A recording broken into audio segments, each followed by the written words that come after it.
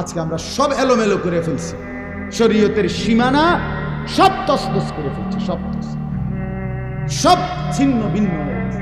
ছেলেকে ছেলের হাতে ছেড়ে দিছে, মেয়েকে মেয়ের হাতে ছেড়ে দিছে, বাপ বাপের দায়িত্বে, স্ত্রী স্ত্রীর দায়িত্বে, বাবা মার কোনো খবর নাই। 16 বছরের ছেলেটা হাঁটে কোথায়, চলে কোথায়, উঠে কোথায়, বসে কোথায়, আড্ডা দেয় কার সাথে, করেটা কি, কিচ্ছু নিয়ে কোনো মাথা ব্যথা নাই। টাকা দরকার টাকা নাও, খানা দরকার খেয়ে যাও। এমনি সামাজিক উন্নয়ন হবে।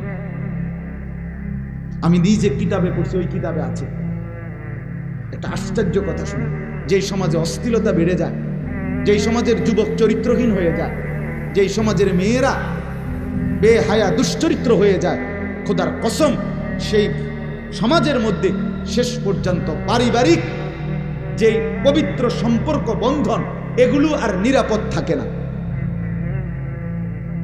নিরাপদ থাকে না। অর্থাৎ স্বামী স্ত্রী, ভাই বোন, আত্মীয়, চাচা মামা ফুফা খালু, এই যে সম্পর্কের এগুলোর মধ্যে কোনটা কে কোনখান দিয়া কোন অপকর্ম করে কোনখান দিয়া সম্পর্ক তছনছ করে ফেলছে, এটা আর পবিত্রতার সম্পর্ক বন্ধন আর ঠিক থাকে।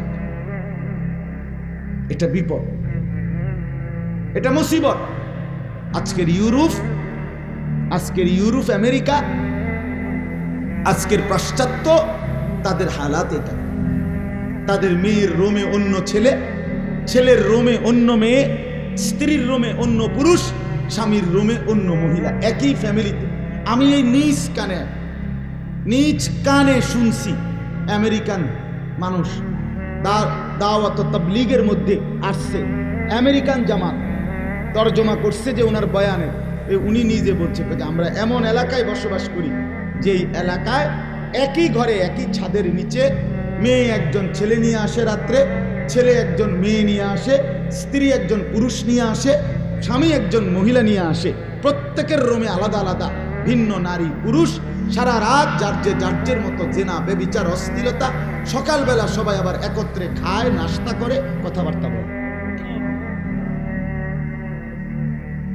কুমিল্লা ভিক্টোরিয়া ডিগ্রি কলেজ, এখানে আপনার ধর্মপুর, এই মসজিদে যা জামাত আসছিল, আমি ওই জামাত, আমেরিকান জামাত, বিদেশি, এদের মুখে শুনছি সরাসরি তর্জমা। এই জন্য ভাই আমার, বন্ধু আমার, সমাজটা বাঁচান, ছেলেগুলোকে বাঁচান, আগামী জেনারেশন বাঁচান, আগামী জেনারেশন বাঁচান।